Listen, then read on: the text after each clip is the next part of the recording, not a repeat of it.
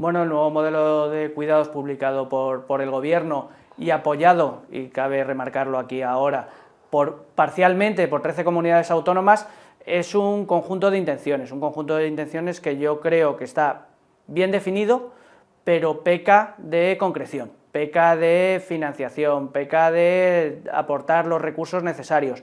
Este modelo de cuidados moviliza 2.000 millones de euros. Por ponerlo en referencia, moviliza 2.000 millones de euros para los próximos 5 o 6 años, cuando la Administración General del Estado en los últimos años venía aportando 700 millones de euros adicionales cada año. No aporta recursos adicionales ni concreta lo suficiente como va a ser el nuevo modelo de atención a las personas. Se teoriza sobre cómo se va a hacer, se teoriza que se va a aplicar sobre varios ejes: vivienda, sensibilización, nuevas prestaciones. Lo cierto es que a día de hoy, de una manera concreta, lo único que tenemos es un anteproyecto de ley que quiere modificar la Ley de la Promoción de la Autonomía Personal, que es la ley conocida como Ley de Dependencia, y que es un anteproyecto, que es verdad que es una parte de ese modelo de cuidados, y es un proyecto de ley que lo que recoge son nuevas prestaciones y adaptación de prestaciones. La realidad es que tenemos un sector de los cuidados extremadamente rígido, y que lo que necesita ese sector es de flexibilidad, de una mayor flexibilidad que la nueva atención viene un poquito a reconocer, pero luego hay que plasmarla a la realidad. Pues yo creo que merece la pena traer a colación algunos datos. En el año 2023, a través de un Real Decreto, en julio, que se produce el Real Decreto 675, lo que hace es que incrementa las intensidades en función de los grados para las personas usuarias de SAD. Este incremento es aproximadamente un 60%. Una persona que antes que estaba en grado 1 tenía reconocidas entre 0 y 20 horas, ahora está entre 20 y 32, hablamos de un 60%. A la vez, del 2023 al 2024 hemos tenido un incremento del 4,2% en el número de usuarios, de personas usuarias de la prestación de dependencia. En ese mismo periodo de tiempo, con un incremento teórico del 60% de las horas y un incremento de usuarios, la financiación ha subido un 3,6%, apenas se ha incrementado en 119 millones de euros. Bueno, pues esa es la realidad.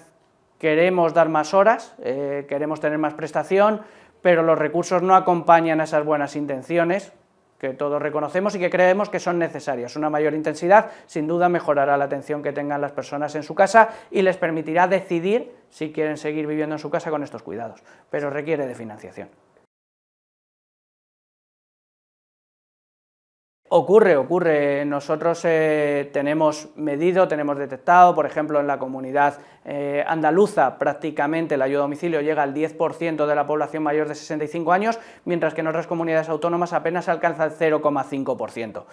Es una desigualdad manifiesta. Depende de la decisión política, las competencias son autonómicas y entonces dentro de ese marco hay libertad para priorizar, dimensionar esos servicios en mayor o menor medida, y hay diferencias pues del 0,5 al 10%.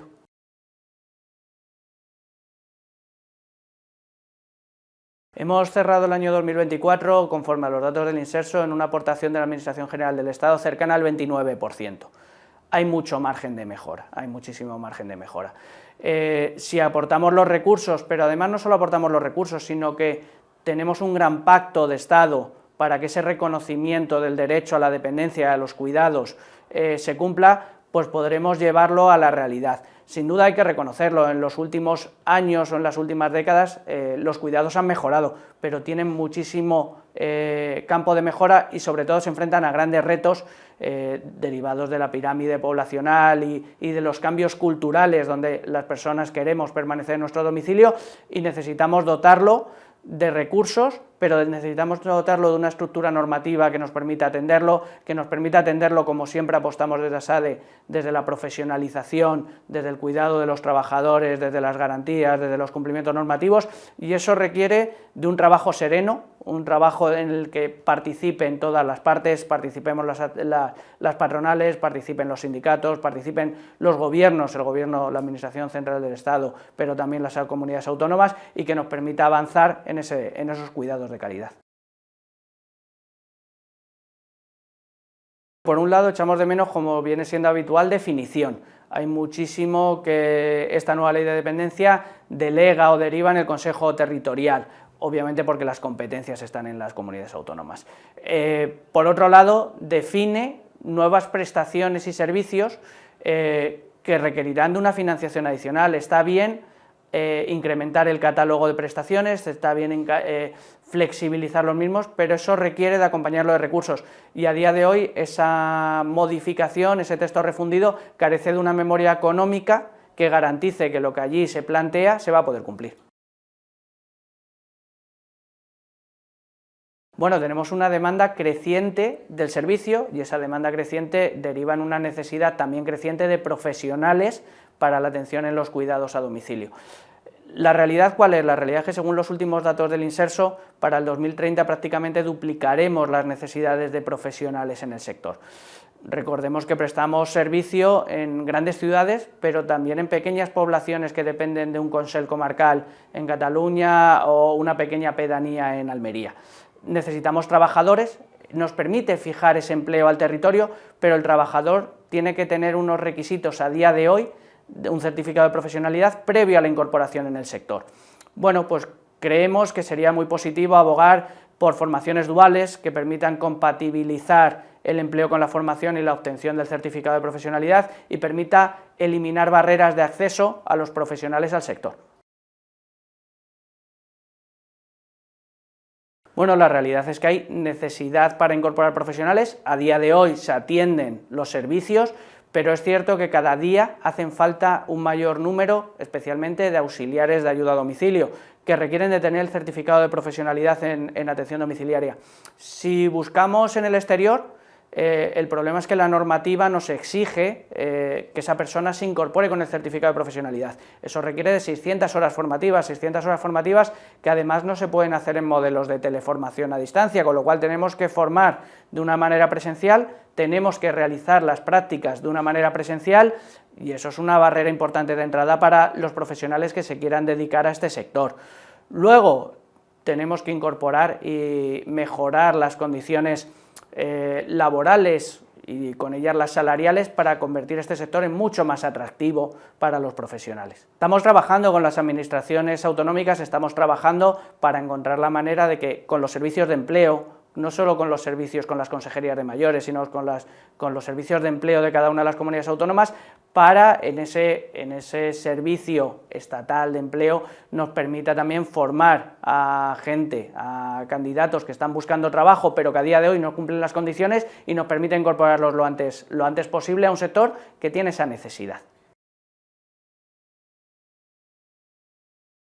Tenemos que entender que atendemos a personas vulnerables en sus domicilios, les atendemos no solo con una limpieza doméstica, que también se hace, sino con el aseo, con la movilización, y eso requiere de especialización y requiere también de un componente psicoemocional y un conocimiento relevante para poder detectar situaciones de deterioro cognitivo, prevenirlo, prevenir cualquier situación de aislamiento, atender a situaciones de soledad no deseada. Es decir, el profesional requiere de una formación importante para poder garantizar que se prestan los servicios de una manera adecuada. Hay una parte muy importante de los cuidados a domicilio que se prestan de una manera no profesional, fuera de marcos regulatorios, como son los convenios laborales, como es la ley de contrato del sector público. Por una parte, ese cuidador no profesional, ese familiar que cuida, y que hay que reconocer la enorme labor que hacen social, pero claro, eso afecta fundamentalmente a temas de conciliación y de carrera laboral. El sector de los cuidados, incluso el profesional, es un sector muy feminizado, los cuidados en el ámbito familiar están muy feminizados, y eso impide en muchas ocasiones o dificulta la incorporación o la carrera profesional de mujeres que se están dedicando a cuidar a sus familiares, a sus dependientes. Por otro lado, surgen alternativas, probablemente que buscan atajos, financieramente hablando, económicamente más accesibles, pero que desde luego no suponen la garantía que supone un contrato con la administración pública, que es auditado, supervisado, y empresas y entidades que prestan el servicio con todas las garantías de prevención de riesgos laborales para sus trabajadores, con la garantía del cumplimiento de los convenios, de los salarios. No es lo mismo, puede cubrir una necesidad en el caso de que con los medios adecuados públicos no se alcance. Al final la asignación presupuestaria que se hace desde lo público debería llegar a ser suficiente, eso requiere de compromiso a medio y largo plazo, y cuando no es suficiente las soluciones alternativas son inadecuadas. Entonces, partiendo de esa base, podemos llegar a cubrir parcialmente una necesidad, sin unas garantías, con unos riesgos adicionales, que bueno, pues son existentes. Desde luego, desde entidades serias, desde la administración, no deberíamos promover nunca ese tipo de alternativas que saltan o que buscan atajos para no cumplir y para poder llegar económicamente con lo que la población está dispuesta a pagar por ello o tiene los recursos, no es que esté dispuesta, es que solo tiene unos recursos limitados y con ello busca satisfacer y cubrir una necesidad. Deberíamos evitar que alguien se encuentre en esa situación y tenga que buscar un recoveco. De considerarse así, desde luego sería un fracaso como sociedad.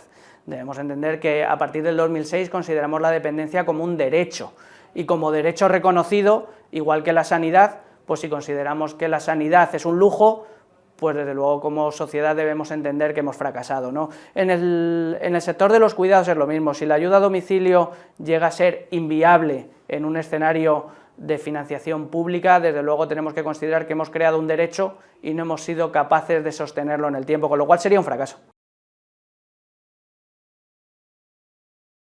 Es un derecho que lo cierto es que si los cuidados no llegan en su intensidad suficiente en los plazos, debemos reconocer que la ley de dependencia ya reconocía unos plazos para desde la solicitud, el reconocimiento y la propia prestación, que a día de hoy no se cumplen, prácticamente se duplican, estamos por encima o muy cercano al año de cuando surge la necesidad debemos atenderla, igual que cuando surge la necesidad en cualquier otro ámbito, pues vamos al médico y el médico nos atiende de manera inmediata. Tenemos que dar la capacidad, y es cierto que a día de hoy no se ha alcanzado el nivel que a todos nos gustaría. Bueno, aunque desde ASADE somos muy críticos con la falta de financiación, debemos reconocer que la sociedad española se encuentra en la vanguardia en muchos sentidos de los cuidados y en el modelo de cuidados. Sí que es cierto que los recursos no lo acompañan en la misma línea. Tenemos países en nuestro entorno, países escandinavos, donde el Producto Interior Bruto que se destina a los cuidados de larga duración duplica, triplica el Producto Interior Bruto que dedicamos en España. El modelo es adecuado, se ha avanzado mucho, debemos reconocérnoslo, pero debe servirnos de acicate para seguir avanzando y seguir mejorando ese servicio, cogiendo lo bueno de los demás y tomando lo bueno, porque en ese sentido también España es referente en el sector de los cuidados.